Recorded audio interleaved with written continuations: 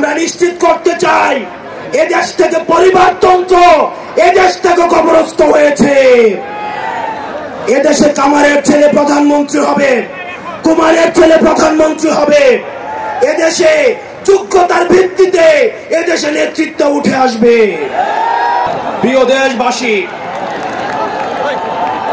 আপনারা জানেন আমরা দীর্ঘ ১.৫ দশকের আওয়ামী জাহিলিয়াতের শাসনের পরে আজকে আমরা মুক্ত বাংলাদেশে যেই সংসদ ভবনকে আমরা ফ্যাসিবাদ মুক্ত করেছি, সেই সংসদ ভবনের সামনে আমরা গণতান্ত্রিক প্রক্রিয়ায় সেই সংসদ ভবনে যাওয়ার জন্য আজকে আমরা মানিক মিয়া এভিনিউতে এসে দাঁড়িয়েছি। প্রিয় দেশবাসী, আপনারা জানেন দীর্ঘ ১.৫ দশকের বেশি সময় ধরে আমাদের দেশে ছিল বিচারহীনতার সংস্কৃতি। লগি বৈঠা থেকে শুরু করে ২০০৯ সালে আমাদের দেশের যারা ডিফেন্স অফ ফার্স্ট লাইন পিডিআরদেরকে আপনারা দেখেছেন কিভাবে ভারতীয় আগ্রাসনের মধ্য দিয়ে হত্যা করা হয়েছে। প্রিয় দেশবাসী, আপনারা দেখেছেন এই স্পষ্ট বিডিআর হত্যাকাণ্ডকে বিডিআর বিদ্রোহ হিসাবে চালানো হয়েছে। আপনারা দেখেছেন শাপলা চত্বরে আমাদের দাড়ি টুপিওয়ালা ভাইদের উপরে রাতের অন্ধকারে কিভাবে জেনোসাইড চালানো হয়েছে। আমাদের দাড়ি টুপিওয়ালা ভাইদের সামনে থেকে কিভাবে মাইক কেড়ে নিয়ে যাওয়া হয়েছে।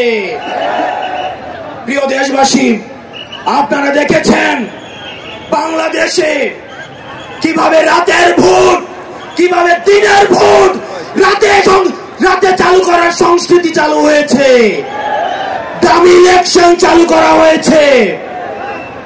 আমরা ৫ই আগস্টে এই আওয়ামী লীগের এই দুঃশাসনের আমরা এই দুঃশাসনের কবর রচনা করেছি।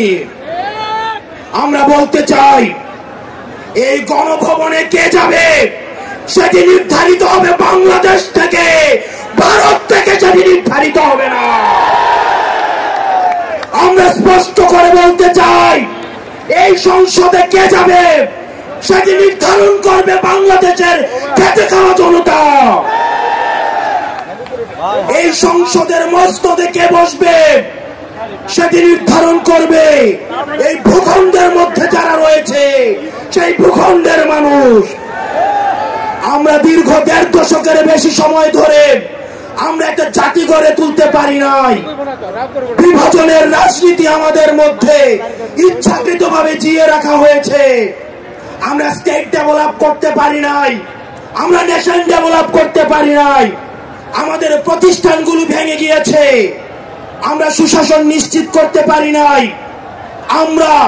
আমরা ফাংশনাল ব্যুরোক্রেসি নিশ্চিত করতে পারি নাই, আমরা স্বাধীন পুলিশ নিশ্চিত করতে পারি নাই, স্বাধীন বিচার বিভাগ নিশ্চিত করতে পারি নাই। আমরা স্বাধীনতার এত বছর পরেও আমাদের তরুণ প্রজন্ম, আমাদের একটা ইনস্টিটিউশন আমরা প্রপারলি ফাংশন করতে দেখি নাই। আমরা আপনাদের কাছে কমিটমেন্ট দিতে চাই, এই তরুণ প্রজন্ম আমরা ইনস্টিটিউশন গুলাকে প্রপারলি ফাংশনাল করব। আমরা আপনাদেরকে কমিটমেন্ট দিতে চাই, এই বিভাজনের রাজনীতির ঊর্ধ্বে উঠে আমরা একতার রাজনীতি বাংলাদেশে চালু করব। আমরা স্টেট ডেভেলপ করব। আমরা এই ভূখণ্ডের অধিকার আমরা আদায় করতে পারি নাই। আমাদেরকে মাথায় রাখতে হবে বিদেশের সাথে আমাদের বন্ধুত্বপূর্ণ সম্পর্ক থাকবে, কিন্তু কোন প্রেসক্রিপশনের সম্পর্ক থাকবে না। আমরা স্পষ্ট ভাষায় বলতে চাই, আমাদের যখন একটা ছেলে রাস্তায় রক্ত দেওয়া শিখে গিয়েছে, আমাদেরকে কেউ রক্ত দেওয়া থেকে দমায় রাখতে পারবে না।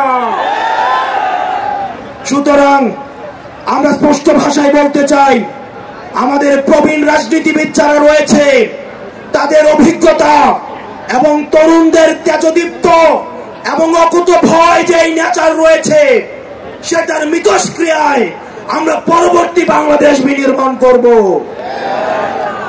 আমরা যতদিন না পর্যন্ত আমরা নিশ্চিত করতে চাই এদেশ থেকে পরিবারতন্ত্র, এদেশ থেকে কবরস্থ হয়েছে। এদেশে কামারের ছেলে প্রধানমন্ত্রী হবে, কুমারের ছেলে প্রধানমন্ত্রী হবে। এদেশে যোগ্যতার ভিত্তিতে এদেশে নেতৃত্ব উঠে আসবে। আমরা স্পষ্ট করতে চাই, আমরা একটা সুন্দর বাংলাদেশ গড়তে চাই, যে বাংলাদেশে আমাদের মধ্যে কোনো ধরনের ভেদাভেদ থাকবে না। আমাদের রাজনৈতিক পরমত সহিষ্ণুতা থাকবে, মত প্রকাশের স্বাধীনতা থাকবে, আমাদের দ্বিমত প্রকাশের স্বাধীনতা থাকবে। আমরা একটা সমৃদ্ধ বাংলাদেশ গঠন করার জন্য আমরা আপনাদের কাছে কমিটমেন্ট দিচ্ছি, আমরা প্রতিজ্ঞা করছি। এই প্রতিজ্ঞার সাথে কারা কারা একমত রয়েছেন? ইনকিলাব জিন্দাবাদ, ইনকিলাব জিন্দাবাদ, ইনকিলাব জিন্দাবাদ, ইনকিলাব জিন্দাবাদ। আপনাদের সাথে দেখা হবে আমাদের তরুণদের স্বপ্নের বাংলাদেশে। আসসালামু আলাইকুম ওয়া রাহমাতুল্লাহ। ধন্যবাদ জুলাই বিপ্লবের অগ্রনায়ক হাসনাত আব্দুল্লাহকে তার গুরুত্বপূর্ণ বক্তব্যের জন্য। প্রিয় উপস্থিতি, জুলাই গণ অভ্যুত্থানে অনেক ব্যক্তির নাম আমরা জানি, অনেক ব্যক্তির নাম আমরা জানি না। আমরা এই মুহূর্তে বক্তব্য রাখার জন্য অনুরোধ করছি এমন এক ব্যক্তি যিনি জুলাই বিপ্লবে অগ্রগণ্য ভূমিকা পালন করেছেন। হয়তো আমরা তাকে মিডিয়াতে দেখিনি,